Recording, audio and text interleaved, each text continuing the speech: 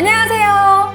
여러분의 법에 관한 궁금증을 풀어드리는 법선생TV, 저는 진행을 맡은 송글송글이고요. 오늘도 허윤규 변호사님, 김도윤 대표 변호사님 나오셨습니다. 그리고 오늘은 특별히 한 분 더 모셨는데요.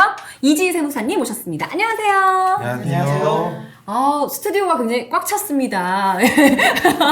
네, 오늘 저희가 이렇게 세무사님까지 모셨는데요. 오늘 주제는 뭐죠? 네, 오늘 주제는 내 재산을 내 맘대로 내 뜻대로 유언 대용 신탁과 세금에 관한 이야기입니다. 네, 이거 준비하셨나봐요.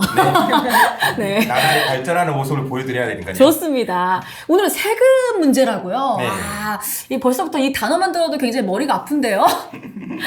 네, 송글송글님, 세금이라고 너무 어렵게 생각하지 않으셔도 됩니다. 세금에 관한 궁금증 역시 법선생을 통해 해결할 수 있으니까요. 오, 저희가 보셨나봐요, 법선생.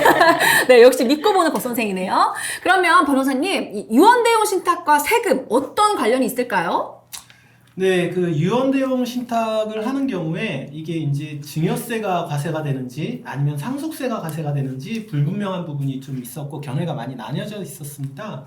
그 유언대용 신탁이 이제 생전에 자신의 재산을 수탁자한테 이제 이전한다는 점에서는 무상 이전이 돼서 이게 증여세가 부과될 수 있는 사안이고요. 그 다음에 이제 돌아가시고 나면은 그 상속인한테 수익권이 상속되게 되는 그 구조기 때문에 상속세가 또 발생할 수 있는데 과연 어떤 세금이 부과가 되는지 좀 견해가 나뉘었었죠. 네. 네, 변호사님 말씀처럼 이에 관한 논의가 있었는데요. 상증세법이 개정되면서 2021년 1월 1일 이후에 상속이 개시되는 분부터 유언 대용 신탁의 경우 상속세를 부과하는 것으로 정리가 됐습니다. 왜냐하면 유증이나 사인증여와 유사한 성격이기 때문에 증여세를 과세하지 않고 상속세로 과세를 하겠다라는 것입니다. 그러면 증여세는 안 내는 거예요?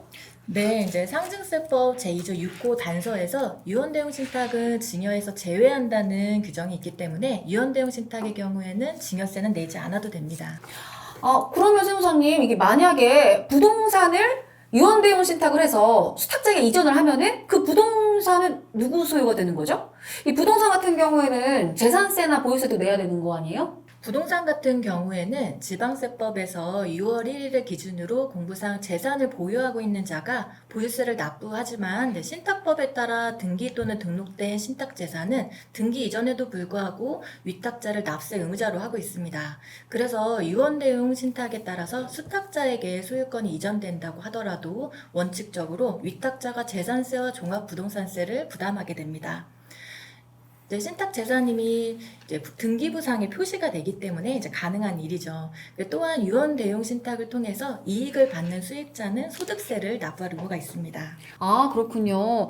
그럼 이 부동산 같은 경우에는 등기를 해야 하니까 신탁재산이라는 것이 표시가 되는데 예금 같은 거에는 어떻게 신탁재산이라는 걸 알 수 있는 거죠? 네, 예금 같은 경우에는 위탁자로부터 수탁자가 그 예금을 이전을 받고요. 별도의 통장을 개설하시면 됩니다. 통장을 개설하실 때 은행에 가셔서 신탁 재산이라는 걸 명시하시는 게 좋고요. 그리고 관리를 하실 때도 수탁자는 선량한 관리자의 주의 의무라는 게 있기 때문에 별도의 장부를 만드셔서 그걸 별도로 관리를 하시는 게 좋습니다.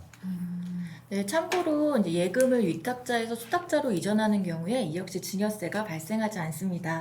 근데 세무사님, 이게 세무서에서는 이게 증여인지 유언대용 신탁인지 모르잖아요. 그럼 어떻게 하죠? 네, 그럴 경우에는 이제 유언 대용 신탁임을 밝히면 되는데 이제 추후에 세무서에서 입증 책임에 대해서 다툼이 생길 수가 있습니다. 그러기 위해서는 실제 이제 어떤 용도로 사용하는지에 대해서 장부 작성을 좀 잘 해놓으실 필요가 있습니다. 네, 그럼 오늘 얘기를 좀 정리를 해보자면요. 그 유언대용 신탁을 하더라도 그 신탁의 설정으로 증여세를 낼 필요는 없고 사후에 이제 돌아가셨을 때 자신들의 그 자녀들이 수익권을 상속받았을 때 상속세만 내면 된다는 걸로 이제 정리를 하시면 될 것 같고요. 그 다음에 이제 기존의 재산세나 이런 보유세 같은 경우에도 이런 신탁 계약으로 인해 가지고 전혀 세부담의 변화가 없이 위탁자가 그 재산세 부담을 한다는 점에서 보통 이 유언대용 신탁을 고려하시는 분들 중에서 내가 신탁 계약을 체결하면은 뭐 과세를 더 부담해야 되지 않느냐라고 걱정하시는 분들이 있는데요. 이제는 그런 걱정 전혀 안 하시고 적극적으로 유언대용 신탁을 고려하셔도 될 것 같다라는 게 오늘의 요점인 것 같습니다. 네, 오늘은 유언대용 신탁과 세금에 관해서 알아봤는데요. 상속 전문 변호사님 두 분과 또 세무사님까지 함께해서 더욱더 의미 있는 자리인 것 같습니다. 법에 대해서 그리고 세금에 대해서 궁금한 점 있으시면 언제든 불러주세요. 어떻게? 이렇게 법선생!